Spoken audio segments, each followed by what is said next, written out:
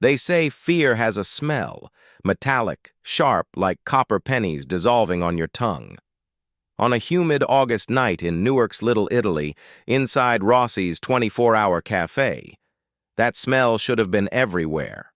3 masked men, 2 guns, 1 terrified room.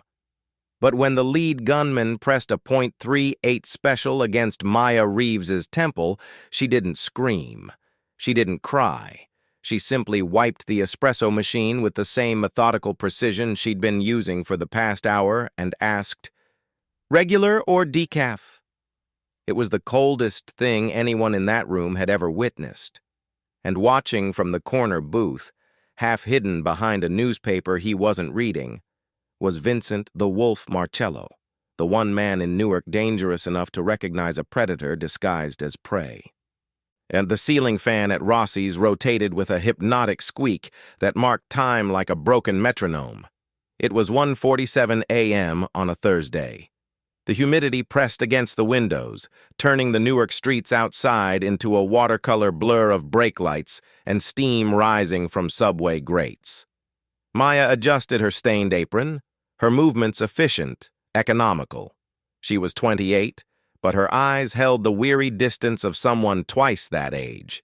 Dark brown, almost black, devoid of the warmth people expected from a woman working the graveyard shift. She'd been at Rossi's for 2 years.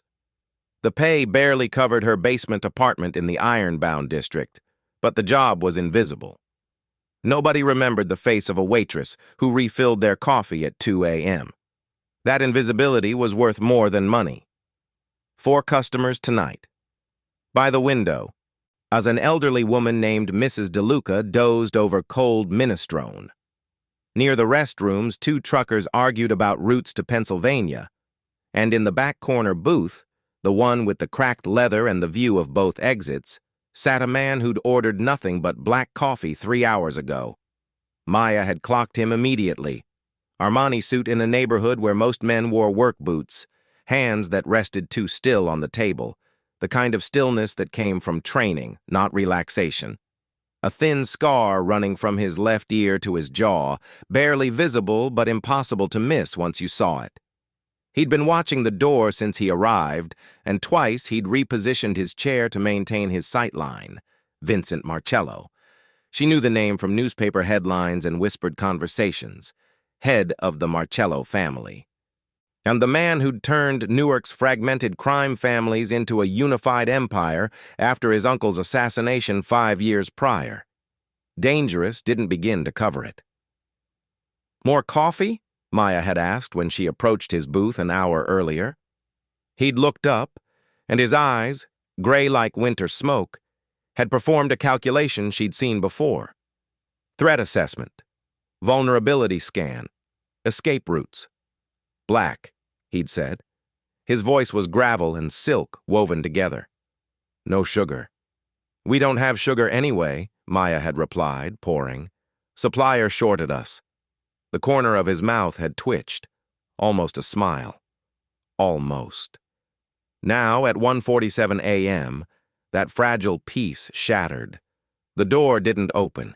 It exploded inward, slamming against the wall hard enough to crack the glass in the frame. "Everybody down! Now!" The shout came from a man in a ski mask, waving a snub-nosed revolver. Behind him, 2 more men rushed in, one clutching a sawed-off shotgun, the other gripping a crowbar that looked like it had seen recent use. Mrs. DeLuca screamed, a thin, warbling sound. The truckers hit the floor, hands over their heads. Maya set down the coffee pot she'd been holding. She didn't drop it. She didn't gasp. She placed it carefully on the warmer, turned the heat to low, and faced the gunman. "Register's got maybe 200, she said, her voice flat as Kansas. "Safe's on a timer. Won't open until 6 a.m. You're wasting your time." The lead gunman, young, his hands shaking badly enough that Maya could see the tremor from 15 feet away, jerked the gun toward her face. "Shut up! Get on the ground, bitch!" Maya leaned against the counter. She crossed her arms. "You're holding it wrong." Silence dropped like a guillotine blade. "What?" The gunman's voice cracked. "The gun," Maya continued, sounding bored. "Your grip's too high. When you fire, the recoil's going to jam it. You'll get one shot maybe before it misfires. And your safety's still engaged, so right now you couldn't shoot me if you tried." It was a bluff. A .38 special revolver didn't have a manual safety. But amateurs didn't know that. Fear made them doubt everything, including their own weapons. The gunman looked down, panicking. His fingers fumbled with the cylinder. In the back booth, Vincent's hand slid beneath his jacket. His newspaper rustled as he shifted forward, every muscle coiled. Maya's eyes flickered to him for a fraction of a second, a warning so subtle it was almost invisible. Not yet. "You've got about 90 seconds, Maya said, lighting a cigarette she'd pulled from her apron pocket. The flame from her lighter cast shadows that danced across her face. "Patrol car passes every hour at 1:50. It's 1:48 now. You've already wasted your window." She took a drag, exhaled smoke toward the ceiling, and stared directly into the lead gunman's eyes through his mask. "Run." The word carried absolute authority, the kind that came not from strength, but from someone who'd stopped caring whether they lived or died. The second gunman, the one with the shotgun, grabbed his partner's arm. "Man, she's crazy! Let's go!" "She's bluffing," the leader shouted, but his voice had lost its conviction. As if summoned by Maya's prophecy, sirens wailed in the distance. Pure coincidence. Pure luck. But Maya didn't blink. "Tick-tock," she whispered. And they ran, crashed into each other, knocked over chairs, and disappeared into the humid Newark night like smoke dispersing. Maya locked the door behind them. She turned to Mrs. DeLuca. "You okay, Mrs. D? Want some fresh soup?" The old woman nodded, tears streaming down her face. Maya walked back toward the counter.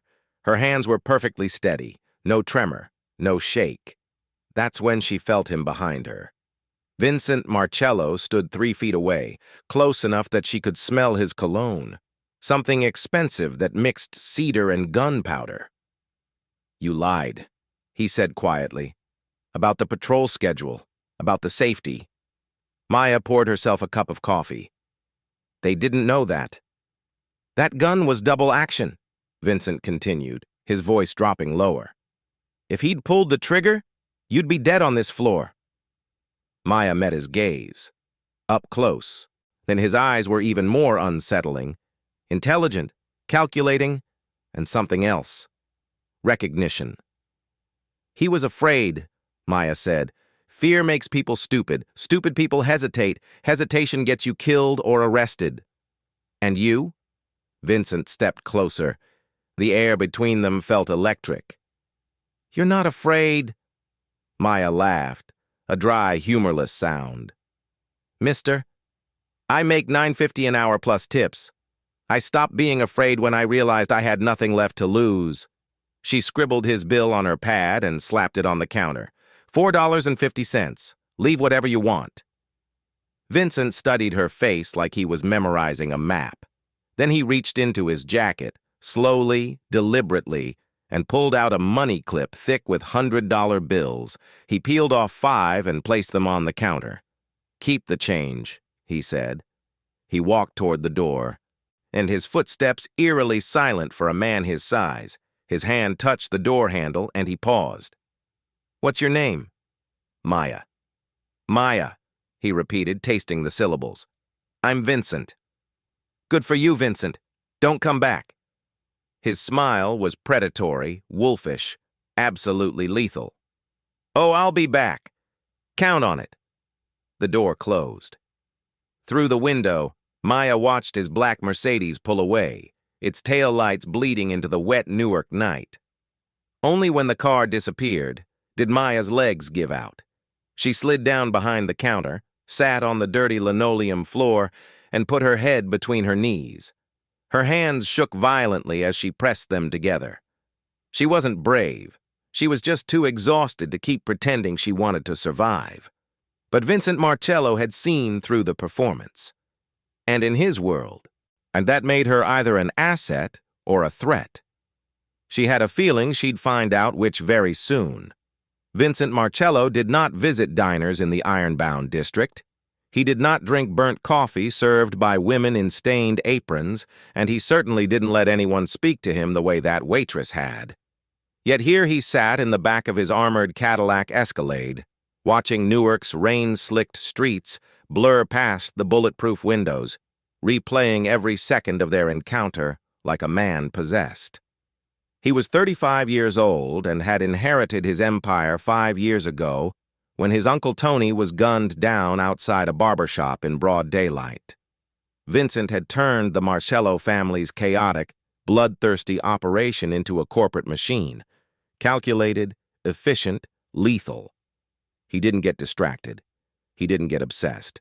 Until tonight. Boss. Marco's voice cut through Vincent's thoughts. His enforcer and childhood friend sat beside him, a slab of muscle with a broken nose and a scar across his knuckles that told the story of 20 years of loyalty bordering on fanatical. I ran the name. Maya Reeves, age 28. Works at Rossi's, lives in a basement apartment on Ferry Street. Vincent spun a silver coin through his fingers, his signature tell when he was thinking. And? That's the weird part. Marco frowned, scrolling through his tablet. No digital footprint before 2 years ago. No college records, no social media, no employment history. It's like she materialized out of thin air in 2024. The coin stopped mid-spin. A ghost, Vincent said quietly. Or witness protection, Marco suggested, his hand instinctively drifting toward the gun at his waistband. So feds could have planted her. Vincent shook his head. WITSEC creates better legends. They give you a childhood, a paper trail, a story that holds up under scrutiny. Maya Reeves has a void. She's hiding, Marco, but not from the law. He closed his eyes, replaying the scene at the diner. The way she'd analyzed the gun, Sig Sauer P229 copy, the way she'd read the gunman's body language, exploited his fear with surgical precision. A waitress didn't know weapon mechanics. A waitress didn't recognize double-action triggers. A waitress didn't read people like she'd been trained for it. Dig deeper, Vincent commanded, opening his eyes. I want to know where she came from, who her family was, why a woman with ice water in her veins is slinging coffee for minimum wage. Marco's jaw tightened. Boss, what if she's a plant? A rival family trying to get close to you? Vincent considered it, then dismissed it with a shake of his head. If she wanted me dead, she would have let those idiots rob the place. She protected my territory without even knowing it was mine. He turned to Marco, intensity burning in his gray eyes. No, Marco. She's something else entirely. 6 blocks away, Maya Reeves sat on the floor of her basement apartment, her back against brick walls that sweated condensation in the August heat. The single window at street level showed nothing but feet passing by, anonymous, hurried, safe in their ignorance of her existence. The apartment was sparse, a mattress on the floor, a hot plate, a single chair from a thrift store. In the closet hung 3 changes of clothes and a duffel bag, always packed, always ready. She'd learned long ago that home was a luxury people like her couldn't afford. Maya stared at the $500 bills spread across her palm. 3 months' rent, maybe 4 if she stretched it. Vincent Marcello's money, given like it meant nothing to him. Which, she supposed, it didn't. A memory surfaced unbidden. Her father, Detective James Reeves, sitting at their old kitchen table, counting cash from an envelope he wouldn't explain.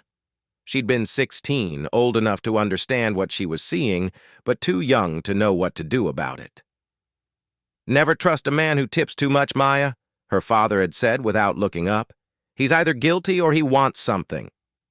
She shoved the memory away and reached for her phone, a burner she replaced every 3 months. She dialed a number from memory. No contacts saved, no digital trails. Riverside Memory Care, night desk. The woman's voice was professionally kind. This is Maya Reeves. I'm calling about my mother, Sarah Reeves. A pause, the sound of keyboard clicks. Oh yes, Miss Reeves. Your mother had a good day today. She ate lunch, played piano for a while.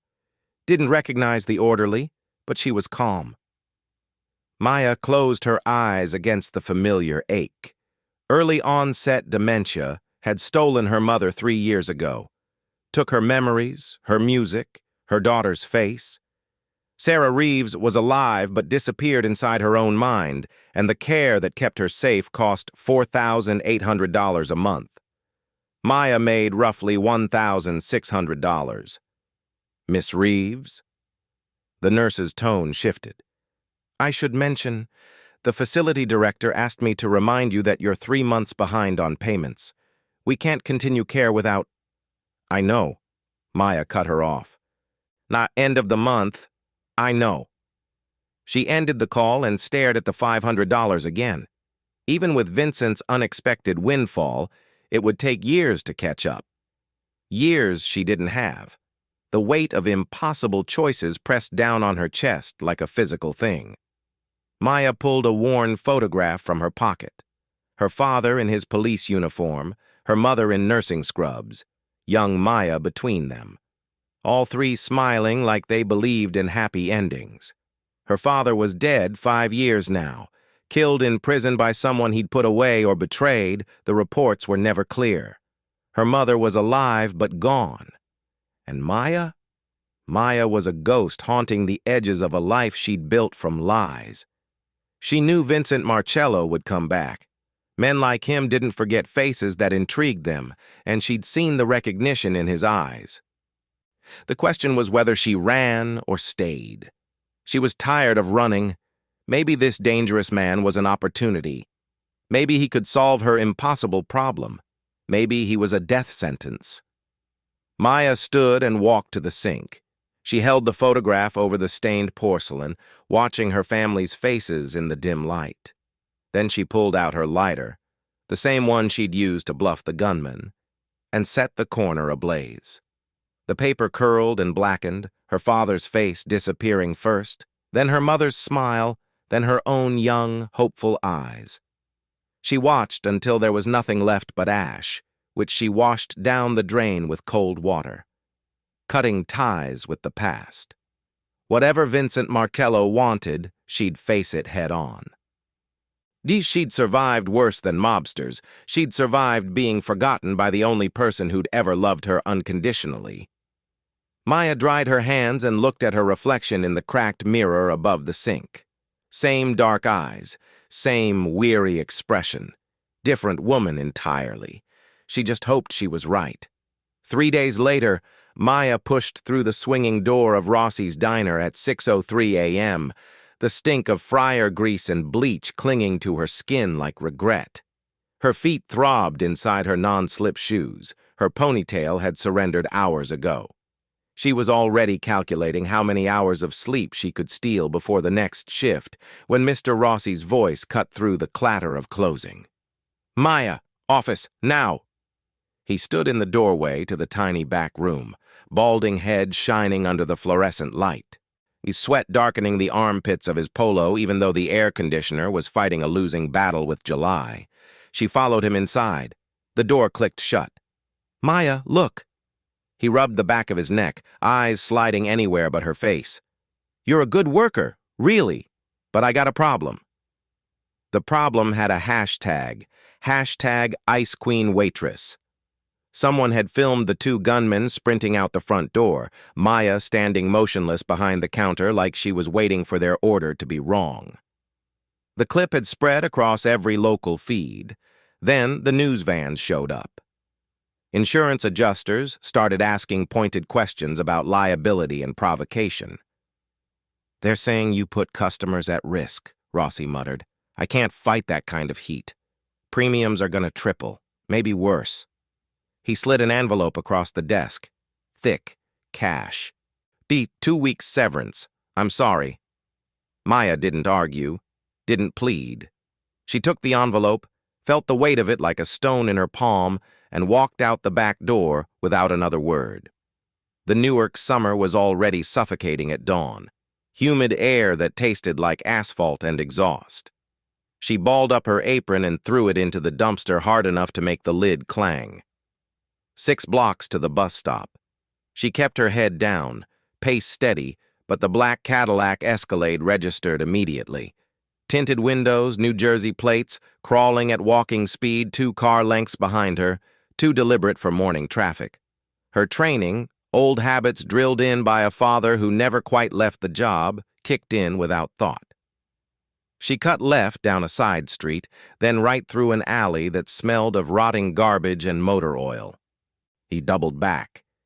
The Escalade anticipated every turn, appearing at the mouth of the next block like it had read her mind. They weren't hiding anymore. They wanted her to know.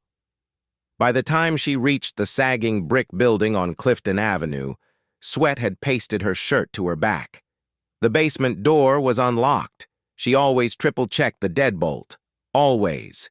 She didn't scream, didn't run. Her hand slipped into her purse and closed around the pepper spray canister, only weapon left after she'd sold her father's service pistol to cover the first month at Riverside Memory Care. She kicked the door open, stayed low. "I wouldn't do that," Vincent said from inside. He sat in her only chair like he owned it, navy suit immaculate, no tie, the face of an expensive watch catching the weak light from the street-level window. Marco stood by the fire escape, arms folded, blocking the only other exit. The small room felt suddenly airless. "Breaking and entering," Maya said, voice flat. "You mafia types really don't believe in doorbells." Vincent's mouth curved. "Your lock was a joke. I'm doing you a favor showing you how unsafe you are. I was safer before you showed up. What do you want?" He rose with the same predatory grace she remembered from the diner. "I heard you got fired. News travels fast. I own the building Rossi rents." He said it casually, like mentioning the weather. "I made a call, told him to let you go." The air temperature seemed to drop 10 degrees. Maya's exhaustion burned away, replaced by something sharp and dangerous. "You got me fired?" Her voice stayed low, controlled. Because I didn't swoon over you in the diner? Because you're wasted there." He stepped closer. "You have composure, a darkness. A diner can't accommodate either." He reached into his jacket and produced a black card, gold embossing catching the light. "The Velvet Room. I need a floor manager for my club, high-end clientele, ironbound district, politicians, celebrities, my associates." His eyes never left hers. "I need someone who can handle difficult situations without causing scenes. Someone who doesn't flinch when things get complicated. You want me to work for the mob? I want you to work for me. $3,500 a week, cash, full benefits, complete security. No one touches you. No one threatens you." The number landed like a slap. More in 1 week than she made in 3 months, enough to cover Riverside. Enough to breathe. "And if I say no?" Vincent closed the distance until she could smell sandalwood and danger. "You won't. Because I know about the debt, Maya. Riverside Memory Care. Your mother, Sarah. They call 3 times a week demanding payment." Her breath hitched. Her secret, her breaking point, laid bare. "You investigated me. I protect my investments." He didn't apologize. "Work for me, and the facility is paid in full, as long as your mother lives. Best doctors, private room." A deal with the devil. They both knew the language. Maya looked at Marco, blank, waiting, then back at Vincent. Dangerous, manipulative, criminal, but offering the one lifeline she couldn't refuse. She slipped the pepper spray back into her purse, took the black card. "What are the hours?"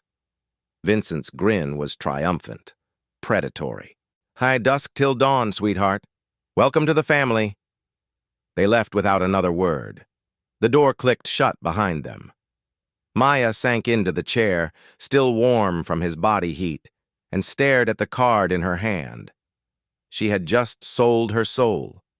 But for the first time in 2 years, she could save her mother.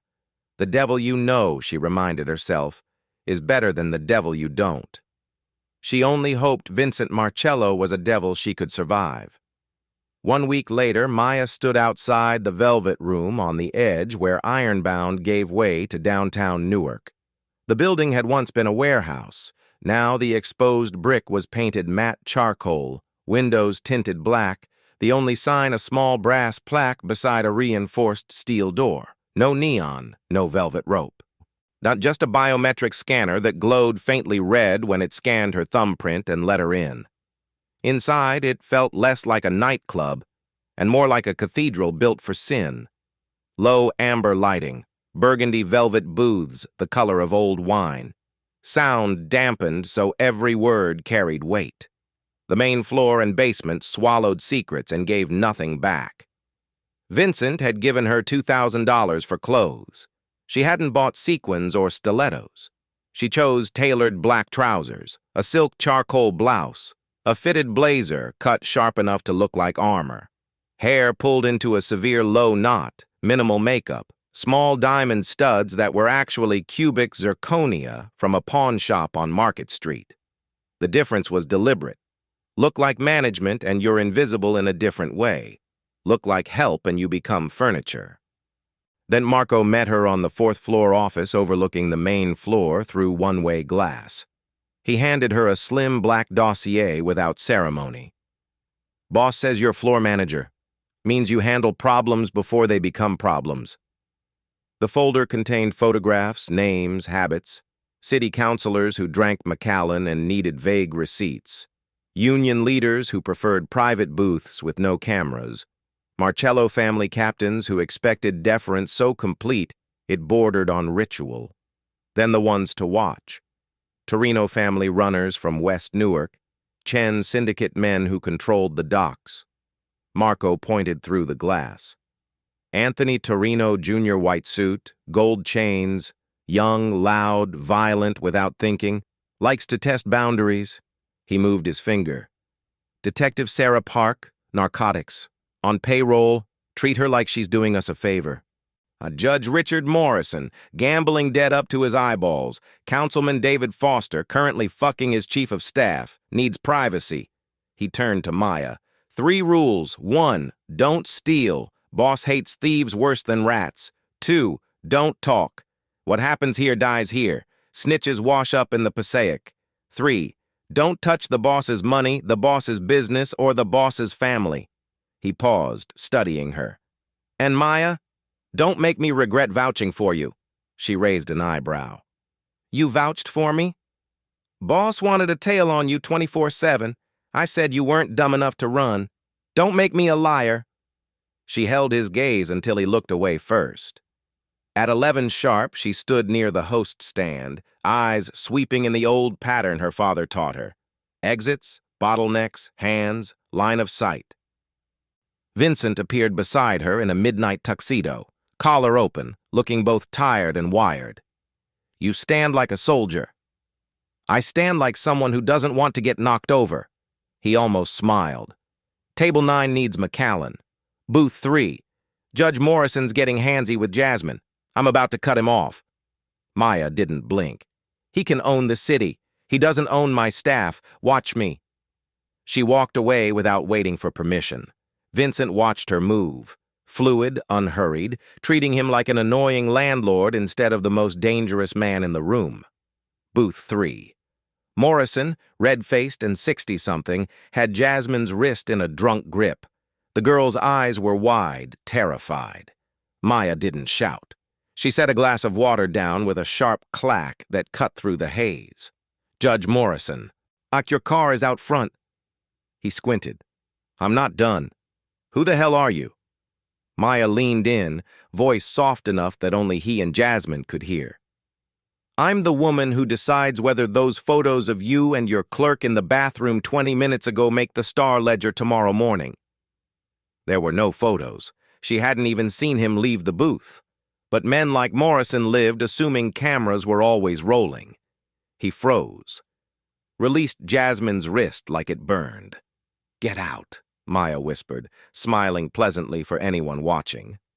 Morrison threw cash on the table and practically ran. Maya turned to Jasmine. "Take 10 in the break room. I'll cover your section." She returned to her post. Vincent was waiting with a glass of champagne. "You bluff well." She took the glass but didn't drink. "Who said I was bluffing?" You have cameras in the bathrooms, Vincent. I assumed you were recording." His expression tightened, just a flicker. "You're observant. Dangerous quality. Necessary quality." At 11:30, the front doors opened and the temperature in the room dropped. 4 men entered. Conversations continued, music didn't stop, but every Marcello soldier in the place stiffened, hands drifting toward jackets. Anthony Torino Jr. led them, late 20s, white suit screaming money and ego, gold chains catching light, reckless energy rolling off him like heat. He was the only real rival outfit left in Newark that still had teeth. Anthony shouted across the room, "Vincent, heard you got a new bitch guarding the door. Where is she?" Vincent stepped from the shadows, face unreadable. "Anthony, you're a long way from West Side." "Lost. Just checking out the competition." He sauntered past the host stand, ignoring Maya completely, snatched a bottle of Grey Goose from a passing tray, took a long swig, then smashed it on the floor. Glass exploded. Music cut. Silence rang. "Oops," Anthony said, slippery hands. Marco stepped forward, knuckles white. Vincent raised a hand. "Stop. A fight here meant police, blood, headlines. Bad for legitimate business." Anthony snapped his fingers at Maya. "Hey, sweetie, get a broom." Every eye in the club turned to her. If she cleaned it, the Marcello family looked weak. If she refused, violence would erupt right there on the polished concrete. Maya looked at the glittering mess, then at Anthony. She walked toward the shattered glass. Vincent held his breath, wondering if he'd just made the biggest mistake of his life. Maya crouched beside the glittering mess of Grey Goose and glass. Anthony laughed, loud and theatrical, looking straight at Vincent. "See? They all bow eventually." She selected the largest shard, jagged, wicked at the edges, and picked it up the way her father once taught her to handle a broken bottle in a bar fight. Not like trash, but like a makeshift blade. She rose slowly, deliberately, the movement calm enough to make the room hold its breath. 2 steps closed the distance. Before Anthony could sneer again, she was inside his guard, close enough to smell his cologne and the faint chemical edge of whatever he'd taken to stay sharp. She caught the hand that had snapped fingers at her, turned it palm up, and pressed the shard into it. Then she closed his fingers over the glass and squeezed, just enough to prick skin, just enough to draw a single bright bead of blood. Anthony flinched, tried to yank free. Her grip held like iron, surprising even herself. Her face was inches from his, voice so quiet it barely carried past his ear. "You dropped this. And in this house we don't clean up after children. We call their mothers to pick them up." She leaned closer, lips brushing the shell of his ear. "Your pupils are blown, heart's hammering in your throat. You start something here, you'll gas out in 30 seconds. My bouncers will peel you off the floor like gum." One last command, soft as a promise. "Walk away." Anthony ripped his hand back. A single drop of blood hit the concrete. He stared at her, genuine shock replacing the bravado, then at Vincent, who watched with a terrifyingly calm smirk. "You're crazy," Anthony muttered. He jerked his head at his men. "Let's go! This place smells like stale smoke anyway." They retreated. The heavy door thudded shut. 3 seconds of ringing silence before the jazz band picked up again, tentative at first, then smoother. Vincent crossed the floor, brushing a speck of vodka from his blazer sleeve. "You provoked him." "I managed him," Maya said. "He wanted a reaction. I gave him a reality check." "He's a killer, Maya." She met his eyes without flinching. "So are you. And I'm still standing here." Vincent stepped closer, erasing the space between them. His thumb brushed her cheekbone. slow, almost tender. The touch was so unexpected it stole her breath. Not from fear of Anthony. From the sudden electricity of Vincent himself. "Who are you?" he whispered. "Really?" Maya pulled back, breaking contact. Her heart hammered against her ribs. That, the quiet intimacy, was the real danger. "I'm just the staff, Mr. Marcello, and I have a mess to clean up." She turned and walked toward the bar, leaving him staring after her like a man who'd found a diamond in coal and was suddenly afraid he might crush it. Rico, the bartender, 40-something former boxer, knuckles mapped with old scars, nodded as she approached. "That was either the bravest or stupidest thing I've ever seen. Which do you think?" He grinned, sliding an espresso across the wood without being asked. "Brave. Stupid people don't survive their first week here. On the house, boss lady." Marco appeared at her elbow like smoke. "Anthony Torino doesn't forget. You just made an enemy." Maya sipped the espresso. Bitter heat steadied her. "He was already an enemy. I just made sure he knows I'm not afraid of him." Marco studied her for a long moment. "You really aren't, are you? Afraid?" "Being afraid doesn't keep you alive, Marco. Being smart does." A flicker of respect crossed his face. "Boss was right about you. You're different." In the back of a blacked-out SUV 2 blocks away, Anthony pressed a monogrammed handkerchief to his palm. Blood soaked through in a small red bloom. His lieutenant, Sal, 50, heavy-set old school, watched from the passenger seat. "Boss, you want us to handle the waitress?" "No." Anthony's voice was low, thoughtful. "I want to know who she is. Vincent doesn't hire random waitresses. Dig into her background." "Already tried. There's nothing. Girl's a ghost." Anthony's eyes narrowed. "Then find out who she's haunting." In the staff bathroom, Maya braced her hands on the sink and let the adrenaline crash hit. Her fingers trembled. She stared at the mirror and barely recognized the woman looking back. Sharp eyes, steady jaw, someone who'd just stared down a made man and walked away. Flashback. Her father in their cramped kitchen, showing her pressure points on a bruised forearm. Detective James Reeves, voice calm even when everything else wasn't. "If a man gets in your space, Maya, you control the space. Make him doubt himself." "But Dad, what if he's bigger, stronger?"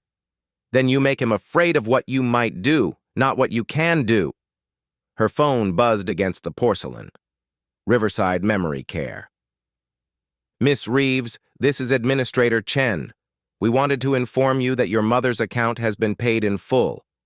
6 months in advance, plus upgraded to the premium care suite." Maya's stomach dropped. "Who paid it?" "Anonymous donor. Very generous. Your mother will receive exceptional care." She knew. Vincent had kept his word. The leash just got tighter. She returned to the floor. From his office balcony, Vincent watched her cross the room. Their eyes met across the crowded club. Smoke, low lights, bodies moving to the baseline. An unspoken understanding passed between them. He owned her now. Not through fear. Through the one thing she could never walk away from. Her mother's life. Maya raised her champagne glass in a mock salute. Vincent nodded, wolfish smile curling at the edges. The devil always keeps his bargains, Maya thought. The question was, what would he demand in return? 2 weeks slipped past like smoke through velvet curtains. Maya learned the heartbeat of the Velvet Room, politicians who arrived at 10 sharp in dark sedans, left by midnight with vague receipts and looser ties. High rollers who descended to the basement and didn't surface until the sky turned gray. The staff warmed to her in small, practical ways. Rico slid her espresso without asking. The bouncers nodded instead of staring. Servers brought problems straight to her instead of Marco. The Anthony Torino incident had bought her strange currency. Not affection, but respect. She was becoming part of the ecosystem. She never let herself settle. Comfort is how you die. Days belonged to Riverside Memory Care. The facility had transformed, gardens manicured, grand piano polished, nurses who smiled instead of sighed. And the premium suite had a bay window overlooking the lawn. Sarah Reeves sat at the upright every Tuesday and Thursday from 2 to 5, thin fingers finding old Chopin pieces she'd taught for 30 years.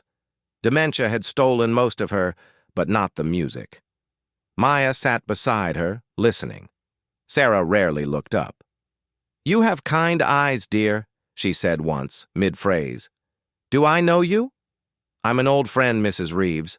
The words tasted like ash. Being forgotten by the only family left was a slow, private bleeding. Thursday evening found Maya in the back office, reconciling liquor inventory. Vincent was obsessive about the books, every bottle accounted for, every pour exact. The door stood slightly ajar. Voices drifted from the hallway, jittery male. "I'm telling you, I need more. The cops are sniffing around my apartment." Maya froze. A pen hovering. Deeper, gravelly, Leo Castellano, mid-level captain, waste management roots, 40-something thinning hair, perpetual cigarette. "You got paid." "I got paid for a job I didn't finish, and that waitress, she messed it up. You said it would be easy. Just scare people, grab the cash, wait for the signal." Maya crept to the crack in the door. Leo leaned against the wall, smoke curling.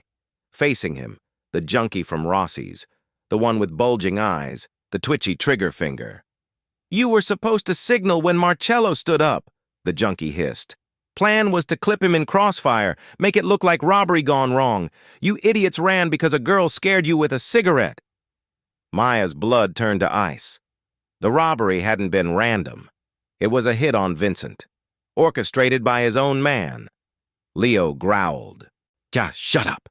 He pulled an envelope from his jacket, slapped it against the junkie's chest. "Another grand. Get out of Newark. If I see you again, I'll bury you under the turnpike overpass." The junkie snatched the cash and bolted for the back exit. Leo flicked his cigarette, adjusted his jacket, and walked toward the main floor. Maya leaned against the desk, breath shallow. The robbery was a hit. Leo was a traitor. If she told Vincent now, who would he believe? The floor manager he'd known 1 month, or the captain he'd trusted 10 years. Options raced through her tactical mind. Tell him immediately. Risk Leo denying it, framing her, making her disappear. Gather proof. Risk time she might not have. Stay silent. Risk the next attempt succeeding, Vincent dying, and her lifeline vanishing with him.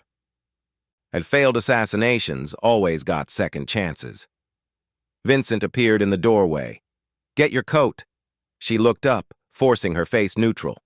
"Where are we going?" "Private game. High-stakes poker in a warehouse in the Ironbound. I need you to serve drinks and observe.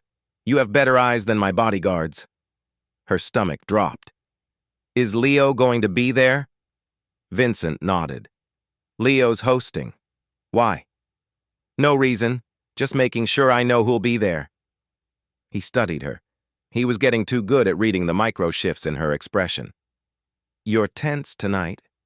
Something wrong?" "Just tired. Late-night inventory." Vincent stepped closer. "If something's wrong, Maya, you tell me. I can't protect you if I don't know the threat." She met his eyes. The urge to spill everything clawed at her throat.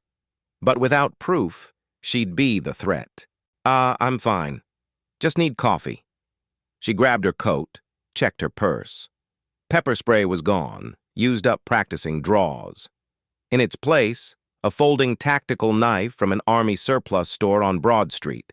Bought after Anthony Torino. Not much. Something. Armored Range Rover. Marco driving. Vincent beside her in the back. Rain lashed the bulletproof glass. Newark's industrial district rolled past. Abandoned warehouses, rusted shipping containers, railway tracks gleaming wet. Perfect place for an ambush. Vincent scrolled emails without looking up. "You're quiet tonight." "Just thinking." "About what?" She chose words carefully. About loyalty. It's a rare currency. He set the phone down. Gray eyes locked on hers. It's the only currency. Everything else is just paper. A pause. You loyal to me, Maya? She held his gaze. Gay, you paid for my mother's care. I don't forget debts. That's not loyalty. That's obligation. I asked if you're loyal. She considered lying. Chose honesty. I don't know yet. I barely know you. Vincent actually smiled. Rare, genuine. Fair answer. Most people lie and say yes. He leaned closer. But Maya, when you decide, make sure you mean it. Because in my world, broken loyalty is paid in blood. His hand covered hers on the seat between them. Warm, possessive, dangerous. And I'd hate to lose you. They arrived at the warehouse. Cavernous space, single poker table under a harsh industrial light, the rest swallowed in shadow. Leo stood near the table, smiling, bourbon bottle in hand. Boss, glad you made it. Maya scanned the darkness. Too many blind spots, shipping crates stacked like tombstones, metal rafters overhead. But Leo kept checking his watch, eyes flicking upward. Marco took position by the entrance, 30 feet away, too far. Maya's hand drifted to her coat pocket, felt the outline of the knife. She poured bourbon with steady hands, but her mind screamed one word over and over. Trap, trap, trap. 4 other men sat around the scarred poker table under the single industrial bulb. Rival bosses from Patterson and Elizabeth. 2 high rollers flown in from Atlantic City. Jovial laughter clashed with the undercurrent of predators sizing each other up. Vincent sat at the head, Maya positioned slightly behind him with a silver tray of crystal glasses and a bottle of Macallan 18. Leo dealt cards, fingers trembling just enough to notice. He kept checking his watch, eyes flicking to the rafters every 90 seconds. Texas Hold'em. A $10,000 buy-in. Small talk drifted across chips and bourbon, shipping routes clogged at the docks, union negotiations turning ugly, territory lines redrawn in invisible ink. Maya poured drinks and mapped the space in her head. Main door, Marco guarding. Loading bay, chained shut. Roof access, blocked by stacked crates. Blind spots everywhere behind the shipping containers. High ground, metal rafters 20 feet up, catwalks perfect for a sniper. She counted at least 3 shoulder holsters among the players. Leo's tells screamed louder than his nervous laugh, sweat beading despite the chill, no glance at his own cards. She leaned to refill Carmine's glass, pretending to ask about ice, voice barely a breath against Vincent's ear. Check the rafters, 3 o'clock. Vincent didn't flinch, didn't look up. But he studied his hole cards, fold, tossed them casually, reached for his glass. In the amber reflection he caught it, the faint glint of a scope lens catching stray light. Same moment, Leo stepped back. Gotta hit the head. Deal me out this hand. Vincent's voice cut the room like a blade. Leo. Leo froze. Yeah, boss? Sit. Down. Leo forced a laugh. Boss, I said sit down. Maya didn't wait for permission. She grabbed Vincent's collar and yanked him backward, chair and all. Crack. A bullet punched through the table exactly where his chest had been. Wood splintered. Someone screamed. Ambush! Marco roared from the door, drawing his weapon. Chaos erupted. Players flipped the table for cover. More shots rang out, sniper from above, then automatic fire from the shadows as gunmen emerged from behind containers. Not at least 5 shooters. Maya and Vincent hit concrete hard.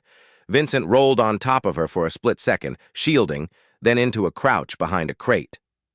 Sniper, high ground, he shouted to Marco. Leo was already running for the loading bay, shouting into a phone. Pressed against Vincent's side, both breathing hard, Maya yelled over the gunfire. Leo set you up! I heard him with the robber from Rossi's! Inside job from the start! Vincent's eyes blazed, fury and sudden understanding. He pulled a Beretta 92 FS from his holster. Stay down, No. Maya spotted the gunman flanking left, rifle rising toward Vincent's exposed back. She lunged, slid across concrete to where a fallen bodyguard had dropped a Glock 19, grabbed it, chambered a round, muscle memory from childhood afternoons at the range with her father. That the flanking gunman squared up. Maya fired, 2 center mass shots. He dropped. Vincent spun, gun raised, shock flashing across his face as he saw her holding the smoking Glock in perfect Weaver stance, sights aligned, breath controlled, hands steady. "I told you," she said, voice flat, already scanning for the next target. "I know about safeties." Vincent stared, the waitress who'd just killed with professional precision. No time for questions. "Rocco! Suppressing fire!" he yelled. Marco opened up with an Uzi, brass raining, giving them cover. "We move to exit on 3. Vincent grabbed Maya's arm. 1, 2, 3! They ran. Bullets chewed concrete behind them. Marco backed toward the door, laying down fire. They burst through the side exit into pouring Newark rain. The Range Rover waited, engine screaming. "Dive!" Vincent shoved her inside. "Go, go, go!" Tires screeched. Armored SUV tore away. Inside, silence except rain hammering the roof. Maya trembled, adrenaline crash slamming her. The Glock clattered to the floor mat. Her hands, gun oil, concrete dust, shook. Vincent stared at the weapon, then at her face. "You killed him," he said softly. Not accusation, fact. "He was going to shoot you in the back." She felt bile rise. Vincent reached out, took her shaking hands in his, grip bruising, possessive, desperate. "You saved my life." He said it twice, like he needed to hear it himself. "Leo," she started. "Leo is a dead man walking." His voice turned to ice. "But you." He pulled her closer. The invisible line between boss and employee, mobster and civilian, had shattered with that first gunshot. "You aren't just a waitress, Maya. Who taught you to shoot like that?" She looked away, staring at blurred lights through rain-streaked glass. Tears pricked. "My father," she whispered. "Detective James Reeves, Narcotics Division, before he went to prison, before he died." Vincent stiffened. The name hit like a nameplate on a cold case file. James Reeves, legendary dirty cop who played every side until the sides played him. "Your father was a rat," Vincent said, realization dawning. Maya snapped, yanking her hands free. "My father was a survivor. Until he wasn't. He taught me the only person coming to save you is yourself." Vincent looked at her with something new, not just hunger, but recognition. The same fractured edges he carried in his own soul. "You're wrong," he said quietly. He reached out, cupped her jaw, forced her eyes to his. "You're with me now, Maya." "Your family, and no one touches my family." He leaned in, lips inches apart. Adrenaline, fear, violence fused into something magnetic, irresistible. Before they touched, Marco's shout from the front. "Boss! We got a tail! 2 cars ramming us!" The SUV lurched. A heavy sedan smashed the rear bumper. Maya slammed against Vincent's chest. Gunfire erupted, bullets pinging off armored panels. "They're trying to box us in," Marco yelled. Vincent to the driver. "Lose them! Take the highway!"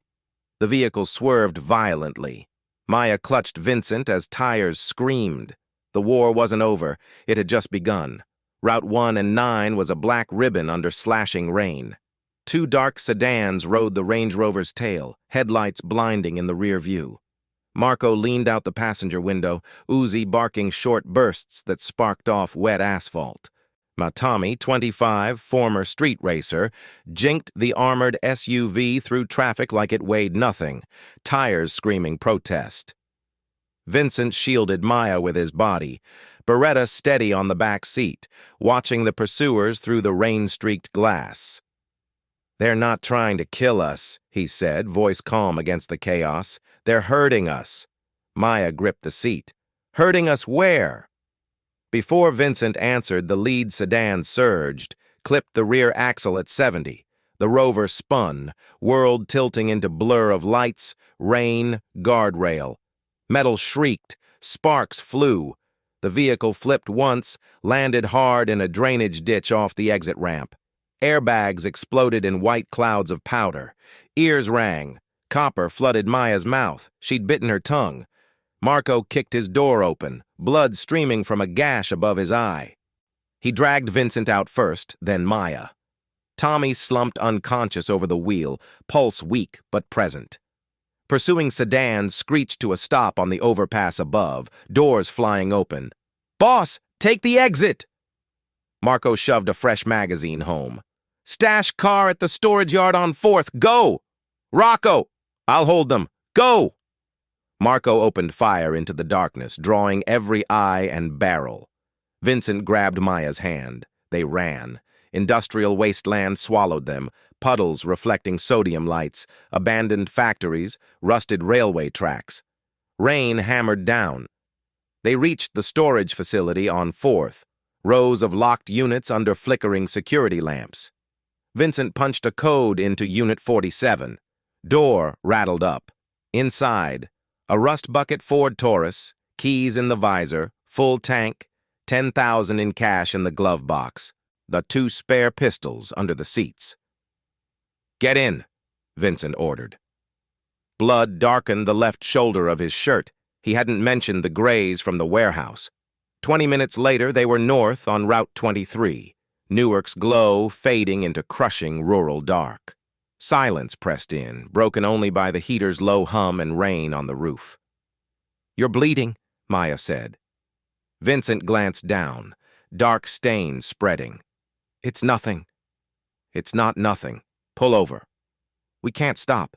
Leo knows the city spots. We have to reach the lake house." 2 hours later, the Taurus crunched down a 3-mile dirt road through the Pine Barrens. The lake house was no cottage. Glass and timber fortress hidden among towering pines. Vincent killed the engine. Wood's silence roared louder than gunfire. "Inside," he said, voice tight with pain. Interior. Freezing. A minimalist stone fireplace dominating the living room. Vincent keyed a panel. Lights flickered on. He went straight for the liquor cabinet, poured whiskey with shaking hands, collapsed onto the leather sofa. Maya didn't sit. She found the first aid kit under the kitchen sink. Standard placement, cop's daughter instinct. Returned, took the whiskey from his hand, drank a burning swallow to steady herself. Shirt off. Vincent looked at her, pale, sweat beading, adrenaline crash giving way to pain. He unbuttoned the ruined shirt. Torso mapped in violence. 3 knife scars on the left ribs, burn marks on the right shoulder, bullet graze across the side, acid splash low on the back. Fresh wound on the shoulder, angry red, shallow but weeping. Maya soaked gauze in antiseptic. "This is going to burn." "Do it," she pressed. Vincent hissed. Had gripped the armrest until leather creaked. She worked with clinical precision, cleaned blood, applied butterfly closures, wrapped tight. When finished, she didn't pull away, stood between his knees, hands resting on bare chest, feeling the heavy thud of his heart. "You should have left me at Rossi's," she whispered. Vincent looked up, eyes dark pools. "If I'd left you there, you'd be dead. Leo would have cleaned up loose ends." Her voice cracked. "I was dead anyway. 2 years dead. Since my dad went to prison. Since my mom forgot my name. I was just waiting. And now?" He reached up, hand cupping the back of her neck, pulling her face down. "Now I'm terrified," she admitted. "But I'm awake." His thumb stroked her cheek. "You're not just awake, Maya. You're fire. I saw you tonight. You didn't hesitate. You didn't freeze. You saved me." "I shot a man, Vincent. You saved me. In my world, that's the only morality that exists. Us versus them." Distance vanished. He pulled her down. No interruption. Lips met. Hunger born of near death. Desperate. Claiming. Not gentle. Violent devotion. Maya kissed back, fingers tangling in his dark hair. For the first time in years, she didn't feel invisible. She felt powerful, seen. Outside, wind howled through pines. Inside, fire caught in the hearth, shadows dancing across glass walls. They stayed on the sofa, wrapped in each other. Two broken people, jagged pieces finely fitting. Vincent murmured against her skin. Sienna. Caught himself. Maya, if we get through this, you know you can't go back. No more Rossies, no more shadows. I know, she said, head resting on his uninjured shoulder. I don't want to go back. Good. His voice hardened into Don Tone. Because tomorrow we go back to Newark, and we burn Leo's world to the ground. Later, Maya slept against him. Vincent stared at the ceiling, mind racing. Leo had betrayed him, probably with Anthony Torino. He needed to call the 5 families. Smoke out the rat. Protect Maya. She was a target now, too. He reached for the burner phone. Texted Marco. Status? Reply came fast. Alive. 3 of them aren't. Tommy's at Safe Hospital. What's the play? Vincent. Call the meeting, Velvet Room. Tomorrow night. Tell Leo I'm surrendering. Maya stirred, murmured something incoherent. Vincent brushed hair from her face. She'd killed for him tonight. Crossed a line that couldn't be uncrossed. She was his now, whether she fully realized it yet or not. And he'd burn Newark to ash before he let anyone take her. Vincent Marcello had survived betrayals before, but this time he had something worth protecting. This time, he had everything to lose. Dawn sliced across the lake like a blade, turning the water blinding silver. Maya woke to find Vincent already dressed, black tactical gear, Beretta magazine sliding home with a metallic click. His face was carved from stone. I called a meeting, he said, voice cold, precise. Tonight, Velvet Room, heads of the 5 families, and Leo. Maya sat up, sheets pooling around her. Leo won't come. He knows he missed. Vincent's smile was grim. He'll come. I told him I'm surrendering, told him I'm weak, ready to hand over territory. The drive back to Newark felt surreal, daylight washing out the violence of the night before. But the skyline rose from morning haze like a bruise. They stopped at a safe house in the Ironbound. Vincent handed her a sleek black dress, silk sliding over tactical knife strapped to her thigh. You're not just staff anymore, he said. You're my partner. Act like it. She understood. She was a target now. She needed to project power. Afternoon at the Velvet Room, tables pushed back into a wide circle, shadows thick with waiting soldiers. Marco briefed 12 men stationed around the perimeter, hidden, armed, silent. Upstairs in the office overlooking the floor, Vincent faced Maya. When it goes bad, and it will, you stay behind me. We're past that, she said. I'm with you, not behind you. Their eyes met. No words needed. 8 o'clock. The families arrived.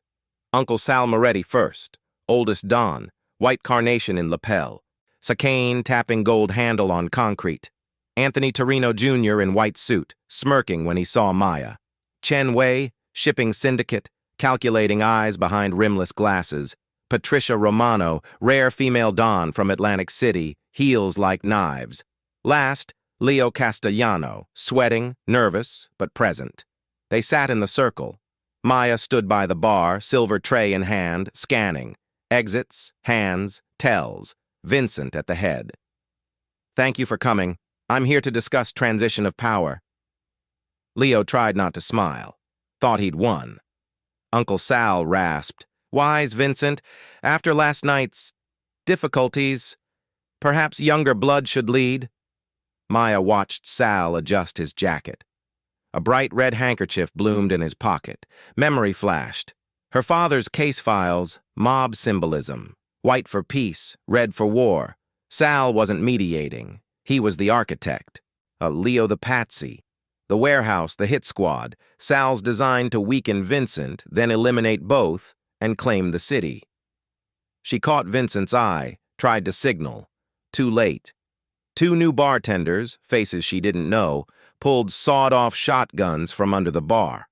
Sal stood slowly. I'm saying a dog who bites his master needs to be put down, Leo. Leo blinked. Boss? You failed. Now you're a liability. Chaos. Sal's hidden soldiers emerged, ex-military, professional. Vincent reached for his gun. Maya moved faster. She grabbed a bottle of Bacardi 151, hurled it at the nearest light fixture. Bulb shattered.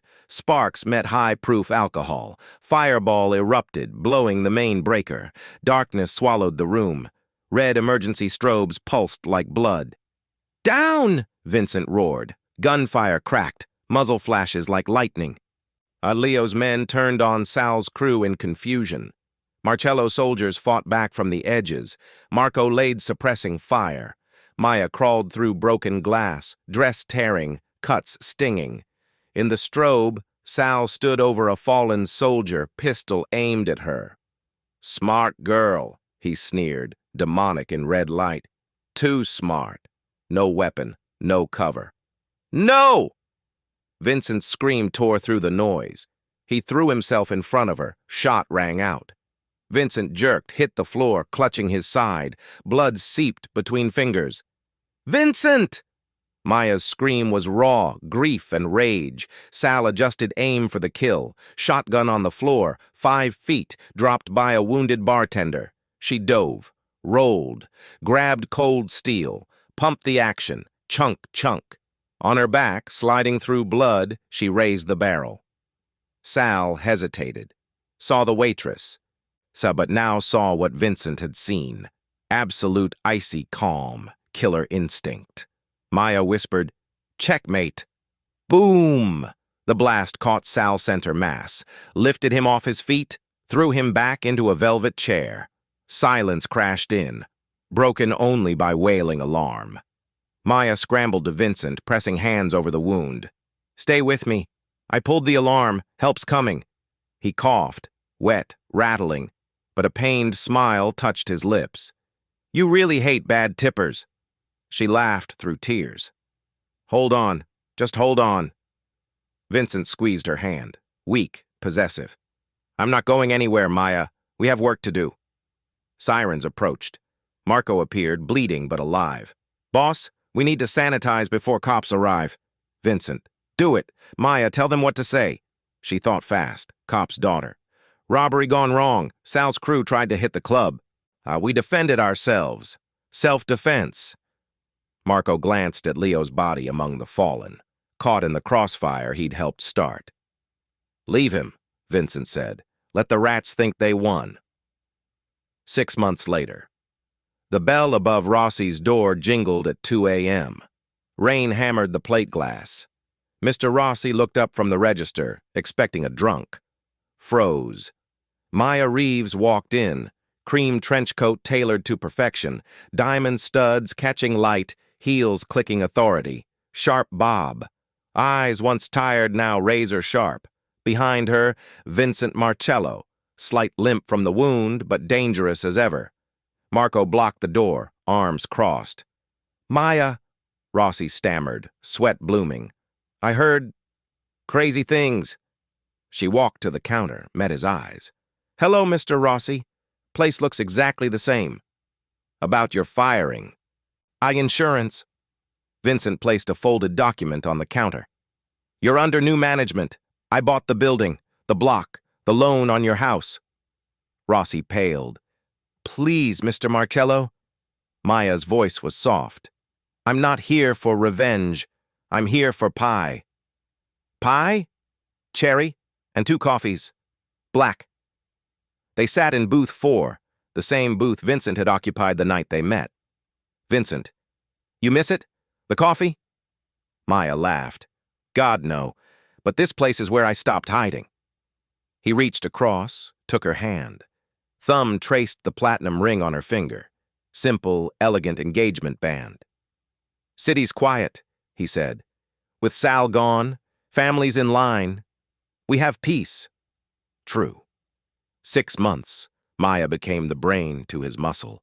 Known on the streets as La Reina, the Queen, balanced books, vetted recruits. I ended wars with diplomacy before they started, saved his empire, built it stronger. Door opened. Young man in hoodie, nervous, hands in pockets. Marched to counter, pulled a jagged kitchen knife on Rossi. "Give me the cash!" Maya stopped mid-sip, watched the boy's hands shake. "He's going to panic," she said calmly. Vincent, "Want me to handle it?" "No, drink your coffee." She stood, heels clicked toward the counter. "Put it away." Boy spun. "Sit down, lady, or I'll cut you." Maya stepped closer, invading space.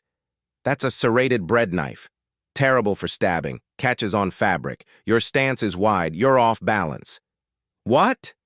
Voice dropped to dangerous whisper. "You're making a mistake that will cost you the rest of your life." She nodded toward the booth. Boy looked.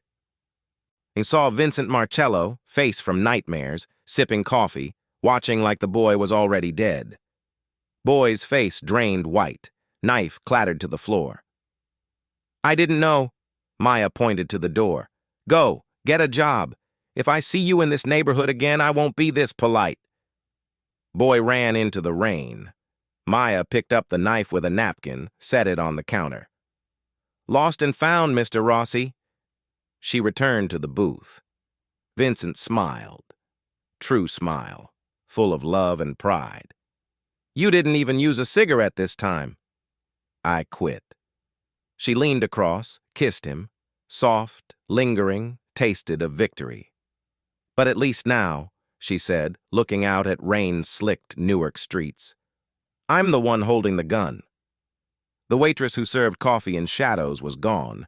The queen had taken her throne. Maya Reeves went from serving tables to ruling the underworld, proving sometimes the most dangerous person in the room isn't the one with the gun, it's the one who isn't afraid to use it. Vincent Marcello found a partner who didn't just stand behind him, but beside him when the world burned. And in Newark's dark heart, they built an empire on the ashes of everyone who underestimated a waitress who never learned to flinch.